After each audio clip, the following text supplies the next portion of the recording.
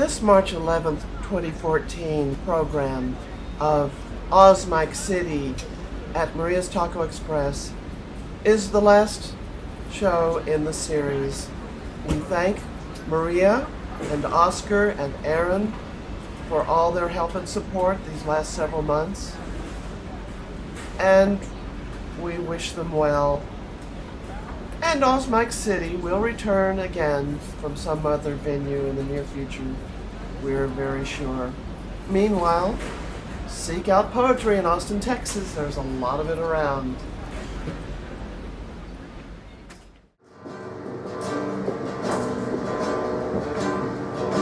We're all just fish in a sea so wide and so vast it has no end. It's a school, you know? Not a cool, it's a school where you learn to do things the right way, I suppose. Whatever the hell that is. I just know when I am most happy, I am most thankful. Yeah. I think that's what grace is. I've been telling folks now for about 6 months that I'm praying for them, and all that means is I have sort of a detached, benevolent wishfulness for them. Don't know if anybody knows what that means, but then again, that don't matter. That's true. I just know I'm with friends and I'm happy to be so, and whether someone sees it or not, that's okay too. Yeah. The wind's there in the back of my mind, blowing over a chilly sea somewhere way out in the deep.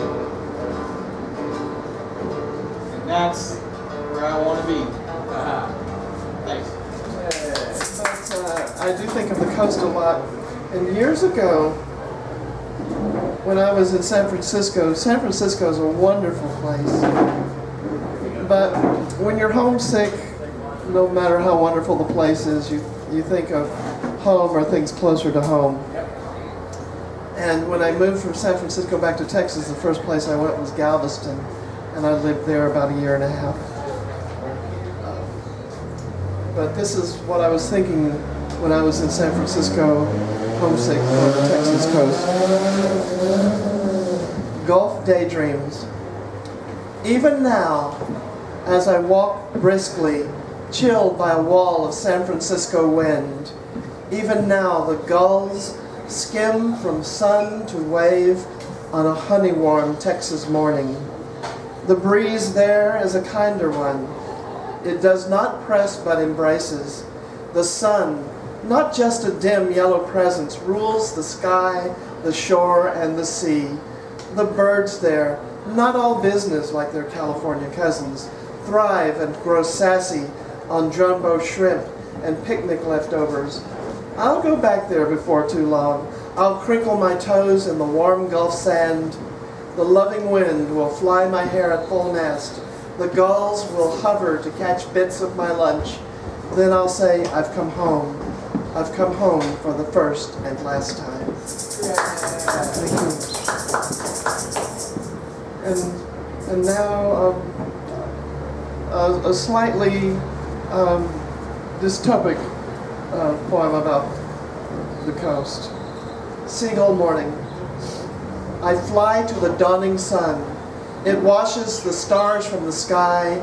Its brilliant glare blinds for a time, and brightly glitters yellow and auburn amid the tiny silver mirrors in the lapping. One moment, please. I think I cut off my head again. No, I didn't. I'll just edit that out. So, sometimes when someone has been sitting down and I set the camera for someone sitting down and I come up, there's nothing below my shoulder. I mean, above my shoulder. Tell them why you're filming. Huh? Tell them why you're filming. Oh, yes. Well, we started recording this for a show on public access television by one of our founders, Anya DeShawn. But lately I've been experimenting with putting them up on YouTube. So our show from last month, from February 18th, is now up on YouTube in 5 bite-sized pieces, each 27 minutes apart. That's why every half hour I come out and say, hello and welcome to Maria's Taco Express. Let me start this poem over, as again, I will fix it in the editing. Seagull morning. I fly to the dawning sun. It washes the scar... Start again. Yes, it washes the scars from the sty. Seagull morning. I fly to the dawning sun. It washes the stars from the sky. Its brilliant glare blinds for a time, and brightly glitters yellow and auburn amid the tiny silver mirrors in the lapping waves of the morning gulf. I angle left in my flight. The light blue haze claims the horizon, and the darker blue takes all of the sun, save the golden orb itself and beams which shine like spotlights down through massive blocks of white roving clouds. Now dipping down to water, I follow a school of running fantail shrimp, and deftly I catch one, dive, catch another. Then climbing sunward, I look down at leaping mullet, shooting like little rockets from crest to crest, missing an occasional cabbage head riding with the waves. Ranging to the vast mud flats, I see stilted herons and cranes and post-perched pelicans wading and pecking for little crabs and clams, and humans crawl the granite jetties with their cluttered tools and sweet bait. Some toss breadcrumbs to my swarming friends. The sea is turning black-brown. The dark green disappears in the oily wake. Unaware of danger, I dive for a small fish. My body turns greasy and sticky, useless. I drift to the sand and twist my head to preen. I gulp the dark poison and succumb to progress. Woo! Thank you. Kind of a twist there at the end. Sorry about that. Oliver Twist. Well, about the time I wrote that one, that was before I went to San Francisco. I guess I was in college at the time I wrote that one. I wrote this first environmental poem, The Lot, when I was living off campus in San Marcos in college. And I was imagining that this little vacant lot I saw was the last piece of life on Earth. It was about the time of the first Earth Day. There was a book called The Environmental Handbook, and supposedly the pages smelled like DDT, which was a popular poison at the time they were trying to get rid of. So I was thinking very ecologically even back in 1969. The lot. It was the last patch of green on Earth. Just a lot it was, grown up with Johnson grass and thistles, and encircled by a ring of shade trees, post oak, cedar, and sycamore.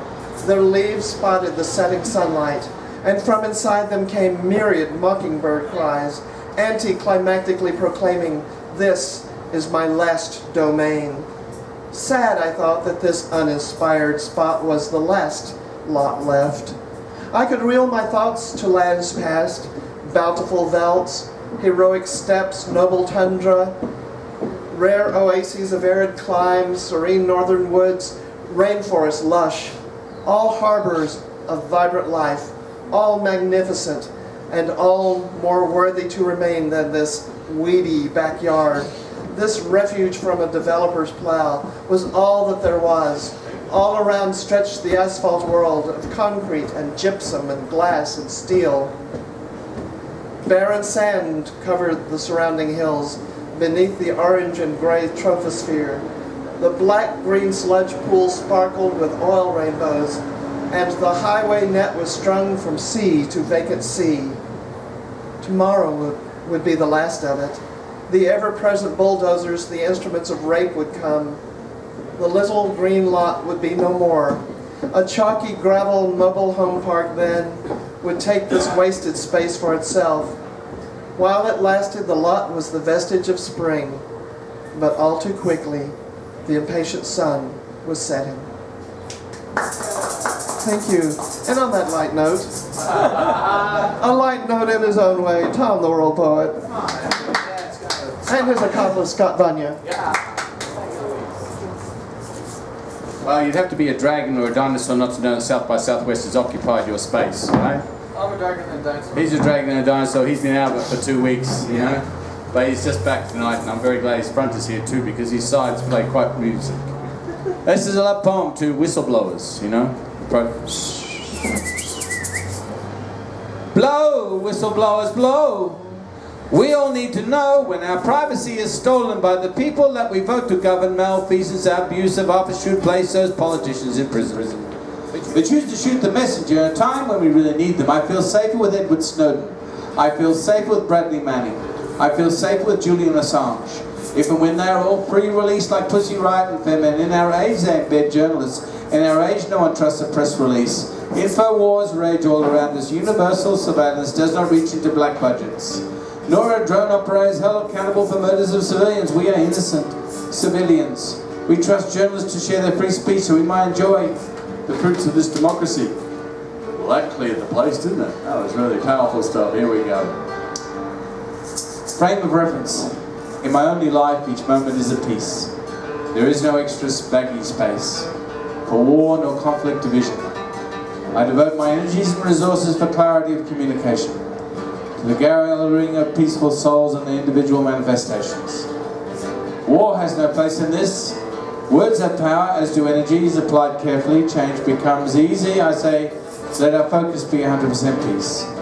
So what we truly wish for, we can achieve. I have no energy to fight against, only happiness to add to with and for. So when I hear your songs, art and poems, I hear an antidote to war. I'm thinking of a holiday. I think I'll go for a holiday in Ukraine. Crimea River. Polish up your Russian phrases. Just say dark to their niet. From your Dakar to their Black Sea. Time to dip your toes in. Cross that border with no passport. Rip insignia from uniforms. Tanks and guns for so much more fun. See about surrendering. Holiday in another country. Like ancient Iraq, Afghanistan. In 2014, invasions are easy. Just boots and guns to make the laws, man. And when you settle in, on the only Caspian, remember all the history of previous invasions. Eat, talk, sit, eat, talk, talk, eat, sit, talk, talk, eat, sit. Time goes faster when you've got less of it. So we steal away from others to make more time to share tonight. So we push aside our laptops, turn off our cell phones, do not check our messages and begin. This is what it means to have a friend. Devotional time, tithe time. This menu starts with soup du jour. How are you feeling today? Move on to entree. How's your health, your emotional status? Has it succeeded yet? Main course. What's important to you now? It may be other friends, their loss, their needs, their health, those who can't be with us this evening to chew the fat and share this food for thought. Extended metaphors, chicken scratch around the central egg of meditation. Time it's making, using, investing in friends and those who really matter enough to devote some portion of our daily allotments. Harvests of illumination sparkle afterwards. And these are your just desserts. How to silence all birds. First you must not hear their anarchy at dawn, squabbling over worms and throwing breadcrumbs, cooing only when we are their providers in these wild cities. Next you must not see them. No wild eagle, not even a hawk in the skies where you want only drones, spy plane satellites. You must not want nor desire their wild colours, their wild defiance, their feral cunning, their hot beauties. Do not see, feel, hear or acknowledge them. You imitate them, Michelangelo, Botticelli, Da Vinci codes. You engineer helicopters from their tiny wings, Wright brothers. You stole the morning song of duck quack hunters. Beauty is not wanted in battlefields. It shows all uniform as dullness. All causes is dead obedience. Where wild birds and wild flowers and wild people gather, it's always before, and eventually it will be afterwards. This one's about forgetting. Some people say you're happier when you remember. Some people say you're happier when you're forgetting. Just imagine if you can forget this poem. Goes like this. Yeah. Okay, just pretend you can remember this poem. Happiness for... In the department of remembering, I want to complain to the major. My short-term memory is getting foggy and vague, while my long-term memory is sharpening and increasing. She said I need to focus more on beauty, upon images that restore harmony. But then I promptly fell asleep and dreamed myself out of existence. This earthly plane so temporary, 80 years and 10, folk leaving so fast again, no time to write the epitaph. Complaints alone do not change programs. My implicit procedural modes were intermittent and episodic. Forgetfulness made bicycle riding a budgerigar experience. My emotional intelligence became episodic. Childhood traumas resurrected as elder abuse. Young people stare long distance, the way I used to stare. How can age change everything? In my mind's eye, I will always be 16. I lied. Thank you. That was really nice. Response. Whoa. Now this is a true story. We on Sunday we go to a bar called Stomping Grounds on Congress, and we have poetry there. And this guy walks in, and he was looking for Wi-Fi. He wasn't, you know how people aren't looking for poetry, but they find poetry, and they just stumble into it. They're having a meal, quiet little bit. On Sunday there's a poetry reading wrapped around them. They don't know what to do. Anyway, this is a true story. It's all true. Anyway, this guy comes in. He's got his dark glasses during daylight, and he says, looking for Wi-Fi. And they said, well, it's a poetry reading. Do you do poetry? And he says, as a matter of fact, I just have a book out. And his book is called Barroom Ballads, and it's all those poems that are written on napkins. And he's been in Los Angeles. I'll let the poem tell you the story. It's all true, happened 48 hours ago, so it's an old poem. I bought this book from Half Price Books. Poems written on napkins. I love the poem so much I gave that book away to a poet who actually wrote his poetry on napkins in Austin, in the trust that he might make a book of all his original works.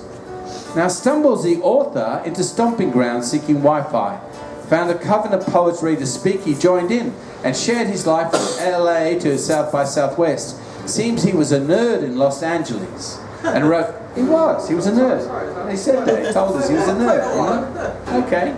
And he wrote poems in bars with his friend, and all that curiosity brought all the women in the bar directly to him.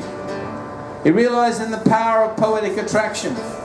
He self-published that book that I bought and gave away, and started on a second edition when in Austin today, slaving away as a taxi driver. He sold more books in cabs than bars.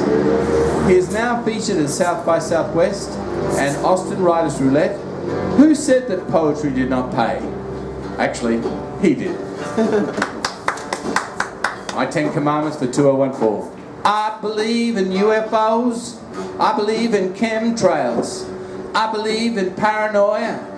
I believe in conspiracy theories. I believe in black budgets. I believe in cover-ups. I believe that beliefs can be manufactured by mass media. I believe in government propaganda. I believe what you want me to believe. Faith in governments? What about Waco or Ruby Ridge? And Building 7? No plane hit that. I believe all those victims are in their beliefs, hell or heaven. Just tell me what you want me to believe in. Present no evidence for your propositions. I believe that we're all irrational. That is, if that's your position. I believe that.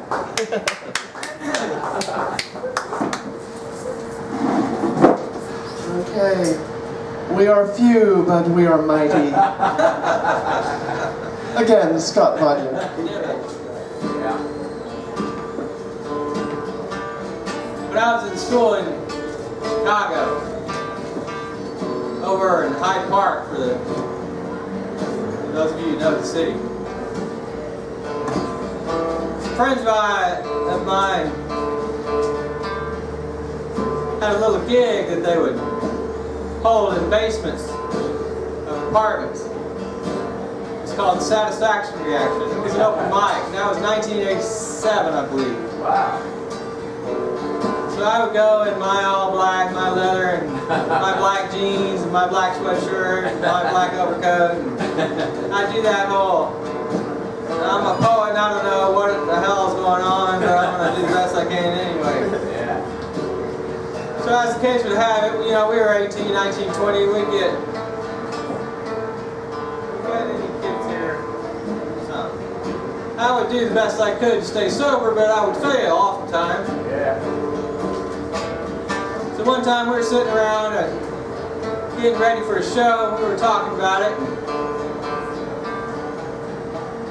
Big open room, since we were poor, we had no furniture. And then lo and behold, in the middle of the room was a bicycle. You know, that's normally something you like to ride on and go out to the park on. This particular occasion, as we were all sitting around, one of us started to pat on it a little bit. Tap on it, you know? Yeah. As you might do on a table or a napkin and an open mic. Or in an office, which used to be my particular scenario. Cut a long story short, and I'll move on to something else. You know, for the next 20 minutes or so, there were 5 or 6 of us, and we played a bicycle. Yeah. It was the best jam session I have ever been in. Wow. You never know where inspiration is going to strike you, but when it does, please write it down. Some others of us want to see it. Because you know, it wasn't so much that the bicycle was there in the middle of the room, it's that we were connected to one another and everything else, and that's what made it so darn cool. Yeah. Let that be the thing that taps on you next time you pedal around town in your car, or just strolling. I'll do another one. Sure. Yeah.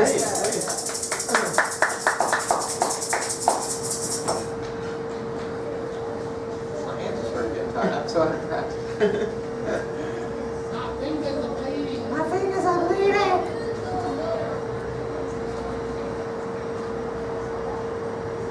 I've said this before that I come to play, and I tell these two because I've known them a long time. I come to play, so let me play the way I like to play. And the one tricky part is sometimes it interferes with what I say. So because my hands are doing one thing, and my head's doing another. But I heard a theme come up earlier. I'm sort of interested in.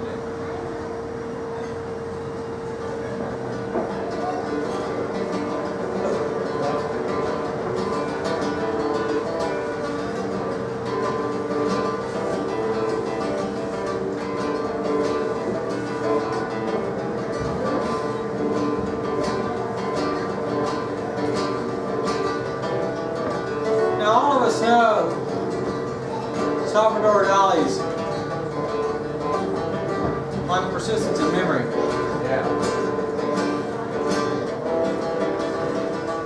And I would have to agree with Tom when he says we've pretty much forgotten more than we're remembering.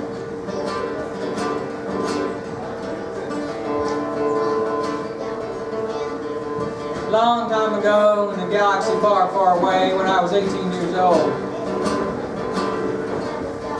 I wrote my credo for my philosophy class. What I told that professor at the time was that the moment we feel in is only made viable by our feelings. More real, more true than our senses or our thoughts or our minds. So what do you feel? When you think about it, every film you've ever seen or every book you've ever read was really just trying to communicate a feeling. And what's the one you like most? For me, personally, it's openness. Not having anything in the way between me and you. So in that credo I once said a long time ago in a galaxy far, far away. Remember that line? I remember that line. Came from somewhere, I don't remember what right now exactly. That time is a deck of cards, and if you've ever seen a wizard or a magician who takes that deck of cards, lays them out all nice and lean on a table, picks up one side and sort of opens it and tilts it up a little bit. Yeah. You'll notice at the very top of those cards there's a crusty point which is called the noun. And it's not so much that we're remembering or forgetting anything in particular, but how about being at the top of that deck of cards at the moment with me?